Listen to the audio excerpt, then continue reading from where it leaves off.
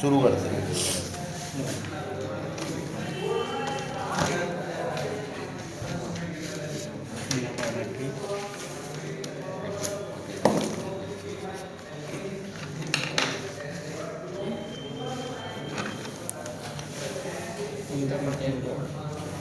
अब सुनो, इसमें हमें क्या क्या बनाना है? एक तो प्रॉफिट एंड लॉस, एप्रोप्रिएशन,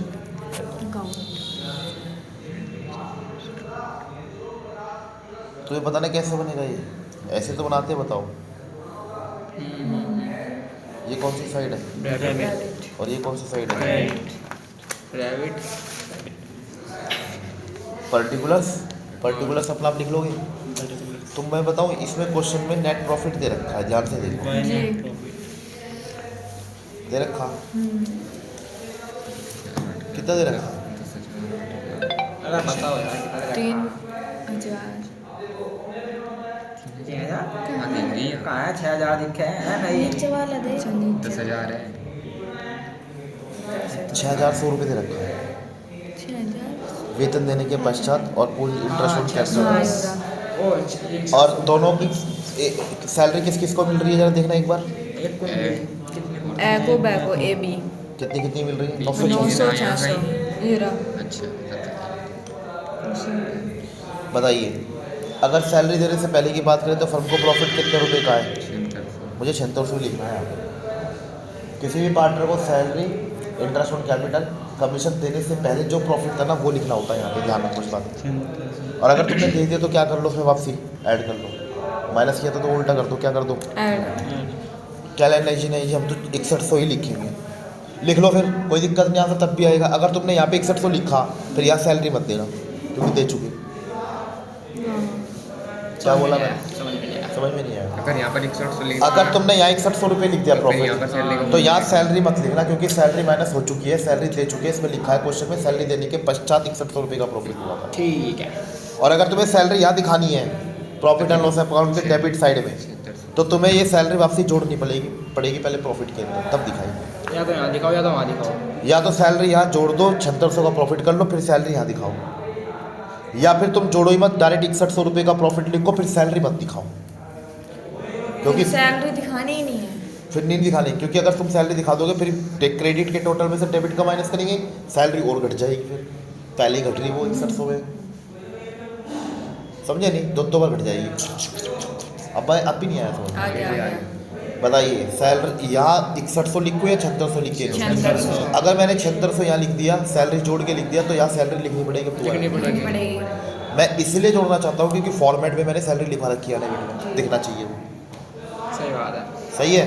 तो अब ये बताओ, डेबिट में हमें क्या लिखना है यहाँ पे? To interest on capital.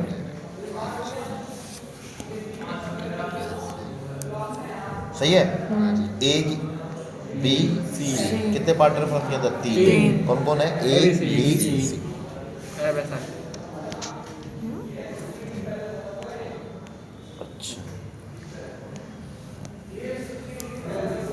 ए की कैपिटल देखना कितने की है? 10,000। 10,000। और पूंजी पर ब्याज कितना परसेंट दे रखा है नीचे? 6%। 10,000 का 6% निकालो। 600 कितना? बैग की कैपिटल बताओ। 8,000 8,000। 8,000। 8 का 480 कितना? 480। सै की 6,000। 6,000 का 6%, 360। 360। जोड़ दो। 8 और 6 14 का 4 कहाँ से लगी? 1 7 और 4 11 और 3 1440 आ गई। अब देखो, मैं सैलरी लिखूँगा यहाँ पे, हेडिंग डाल रहा मैं सैलरी की। अब कोई घबराहट नहीं है सैलरी लिखने में क्योंकि मैंने सैलरी जोड़ रखी है वहाँ पे, तो यहाँ लिखनी पड़ेगी, दिखानी पड़ेगी। मोटू सैलरी तो एक बात बताओ मुझे, जब मैं सैलरी लिखूँगा किस किस को मिल रही सैलरी, देख के बताओ। ए को भी एक और बी को ए को कितनी? 900 900। 600 और उसकी कितनी? दोनों को जोड़ दो। 615 यहाँ तो कोई दिक्कत नहीं। इन्होंने आरएन भी कर रखा है, ए और बी ने। अगर आरएन कर रखा है तो हो सकता है आरएन पर ब्याज लगाने के लिए भी कह रहा हो, लेकिन तुम पाओगे क्वेश्चन में कि आरएन पर ब्याज नहीं लगाना है, कुछ नहीं कह रहा है, आरएन पर ब्याज नहीं लगाना है। अगर लगाना होता तो आरएन पर ब्याज पता है किस साइड लिखेंगे हम, credit side by interest on drawings के नाम से, वो प्लस होगा। लेकिन है नहीं अब वो। तो इसके अलावा और कुछ नहीं। अब क्या निकाल लेंगे, नेट डिविजिबल प्रॉफिट। क्रेडिट का टोटल कितना, 7600। ये मेरा रफ है, ये रफ है मेरा यहाँ पे। अब 7600 में से मैं माइनस करूँगा ये डेबिट का टोटल। डेबिट का टोटल कितना आएगा, जोड़ के 1440, 1500, 2940।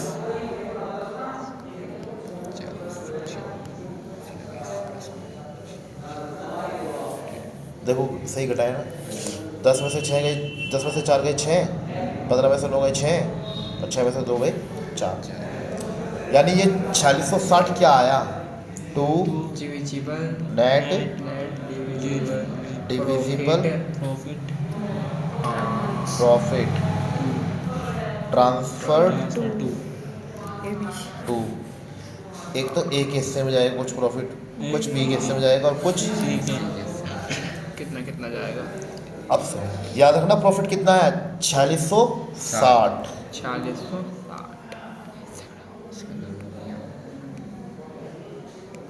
मना कर रहा काम नहीं आता। ठीक है, चल ठीक ठीक है। है। अब मैं 4660 के प्रॉफिट का डिस्ट्रीब्यूशन करके दिखा रहा हूँ। इस क्वेश्चन में पता क्या बोला, ध्यान से देखो प्रॉफिट डिस्ट्रीब्यूशन के बारे में। शुरुआत के कितने 1000 रुपए, 2000। 2000 तो बांटने किस रेशो में, 50 3 20। 50%, 30%, 20%। फिर बाद के 2000 और भी है ना, 2000 फिर किस रेशो में बांटने, 4 3 हाँ 40 3 40 30 30। अब बताओ 4600 में से 4000 तो बढ़ जाएगी इस रेशो में, 4000 घट तो बचेगा कितना प्रॉफिट, 660। 660। इस 660 को पता है कैसे बांटना है, 1:1:1 लिखा हुआ है, बराबर अनुपात में बांटिए, इक्वल रेशो में। शेष देखो लिख रहा है कि नहीं लिख रहा, सर बोलो। वो कर रहे, देख नहीं रहे, सर मतलब कि दिखाओ उन्हें। प्रॉफिट इतना सारे ने 3 जगह हाँ, बांट 3 दिया, जगह बांट ये रहा सर।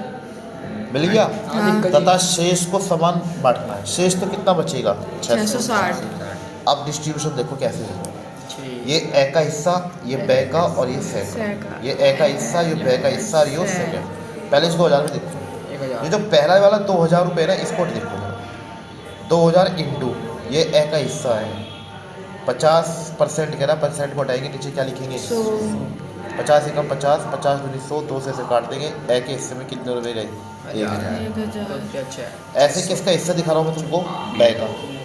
इस 2000 रुपये में बे का हिस्सा कितना परसेंट है, 30%। तो 30/100, तो 100 गुना 3 कितना होता है, 600। ऐसे में तुम्हें से का हिस्सा दिखा रहा हूँ, 400। कितना आएगा बताओ, 2000 गुना 20 400। कितना हुआ, 4। यानी शुरुआत के 2000 रुपये को ए के हिस्से में 1000, ए के हिस्से में कितना, 1000, इसके हिस्से में कितना, 600, इसके हिस्से में कितना, 400। अभी और भी आएगा प्रॉफिट इनके हिस्से में, रुको एक मिनट। अब आ यहाँ तो कोई दिक्कत नहीं है। अब लो, अब आते हैं इस 2000 को प्रॉफिट की बांटने की बात। इस 2000 में ए का भी हिस्सा है, बे का भी है, और किसका भी है, से का। ए का हिस्सा इस 2000 रुपये में कितना है, 40। तो 40 जोटे 800। यानी कितने रुपए में ठीक है, 800। ये पता नहीं क्यों क्या वो बनाकर चल रहा है, सेटिंग मोड है? अभी देखते हैं। फिर कितना है ये, 30/100। फिर ये इसके हिस्से में बताओ, 600। फिर से वही आएगा ना सेम। याद रखियो 800, 600, आ जाओ वहीं पे, 800 8। हाँ अब बोलो, 800, 600, एक और है अभी भी कुछ। हाँ है। आखिरी वाला अब ये जो प्रॉफिट बचा देखो, ये वाला कितना आयो, अच्छा। ये वाला 660 660 को बांटना इक्वल रेशो में, यहाँ बांट के दिखा दूँ क्या? 220 220 220 660 गुना 1:1 का मतलब क्या हो, 1/3। 220 फिर 660 गुना 1/3, ए का हिस्सा बे का हिस्सा और किसका हिस्सा, सबका एक जैसे ही नहीं आएगा। 220 220 काट के 220 220 बोल भाई हाँ जी आ जाओ। चलो 220 220 220 अब जोड़ लो सारा ही, 1000 प्लस 800 1800 1800 200 2020 रुपये हो गया ये 2020 प्रॉफिट आता एक ही हिस्से में। 600 प्लस 600 1200 और 200 1420 600 400 1000 और 200 1200 ऐसे बढ़ाइए, बन गया तुम्हारा profit and loss account, appropriation account. देख लो तुम, यस ये क्वेश्चन नंबर 3 है, ऊपर वाला दूसरा था और नीचे वाला तीसरा। ठीक है इसके बाद पार्टनर्स करंट अकाउंट बनाना रह गया, दोनों अकाउंट दो अकाउंट बनाने के लिए कह रहे थे क्वेश्चन। चालू खाते बनाए चालू खाते, जब हम चालू खाता बनाएंगे ना तो चालू खाते के शेष दे रखे शुरुआत में ही, बाय बैलेंस डिवाइड लिखेंगे दो पार्टनर के क्रेडिट साइड में, डेबिट में लिखेंगे टू बैलेंस डिवाइड, एक का डेबिट बैलेंस रखा है, नेगेटिव बैलेंस है वो डेबिट में लिखा जाएगा। और चालू खाते में क्या क्या आएगा, यही इंटरेस्ट ऑन कैपिटल यहाँ से उठ के आएगा उधर क्रेडिट साइड, ये सैलरी यहाँ से उठ के कहाँ आएगी क्रेडिट Credit साइड, side। ये प्रॉफिट वाला डिस्ट्रीब्यूशन यहाँ से उठ के कहाँ आएगा Credit क्रेडिट side। साइड। ठीक है और आरएन भी है, आरएन कहाँ जाएगा करंट अकाउंट के डेबिट साइड, कहाँ जाएगा बोलो, डेबिट साइड डेबिट साइड शुरू करें। इसे डॉट से कोटा उसमें हमारे एक बार सेटिंग उस पर रिकॉर्डिंग पे इसे एक बार रिकॉर्डिंग कर लो क्यों अच्छा